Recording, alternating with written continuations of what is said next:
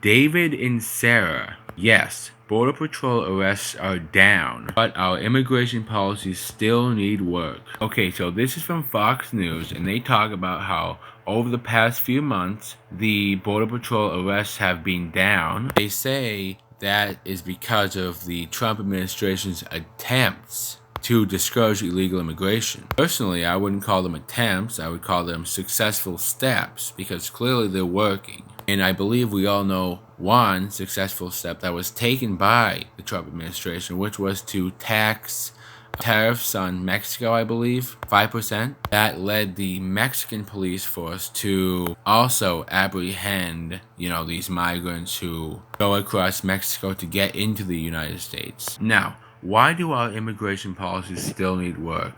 Well, I'm glad you asked, because it says right here that loopholes and weaknesses in U.S. immigration laws remained. They give an example. 2016 decision by the Ninth Circuit Court reinterpreted a 1997 court settlement to rule that when adults enter the country illegally, any child accompanying them must be released from immigration agency's custody within 20 days. They also point out how easy it is to game the asylum system. They say that many people who come here illegally, they can pass the credible fear hearing, and then they get released into the US. I assume that would mean they're fearful, they're fleeing violence and gangs. Now, I maybe have a clue as to what you're thinking. Instead of moving to the US, why don't their countries do something about the gangs and the violence?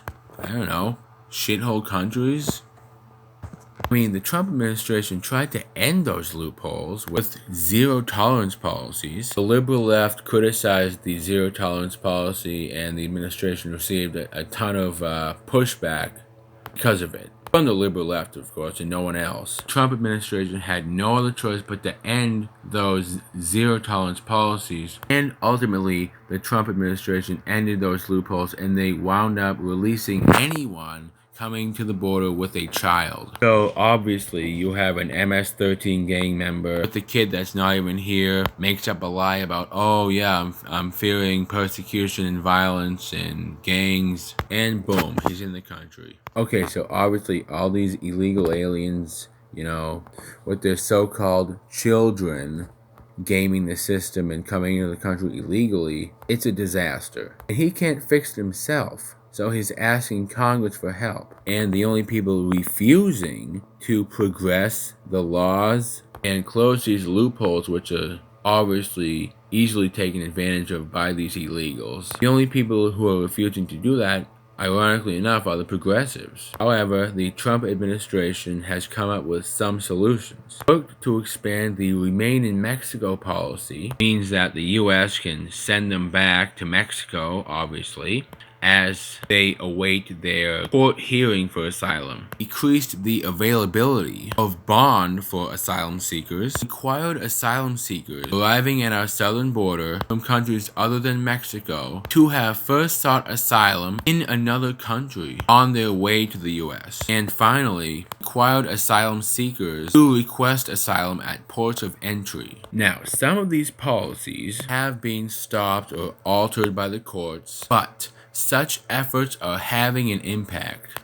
By not giving asylum seekers and those with children a quick release into the U.S., the U.S. is increasingly deterring illegal immigrants from making the dangerous journey in the first place. And yes, we want to deter them from coming over here. We do not need them. We do not want them. Go someplace else, please. We are full. And that's why I like the third option so much. Required asylum seekers arriving at our southern border from countries other than Mexico to have first sought asylum in another country on their way to the US. I think I'm going to end it here. The reason I like that so much is because it sort of lets us know who the legit refugees are in a way. Okay, so hypothetically, an illegal alien comes over the United States, gives his name, identification, he's asked whether he's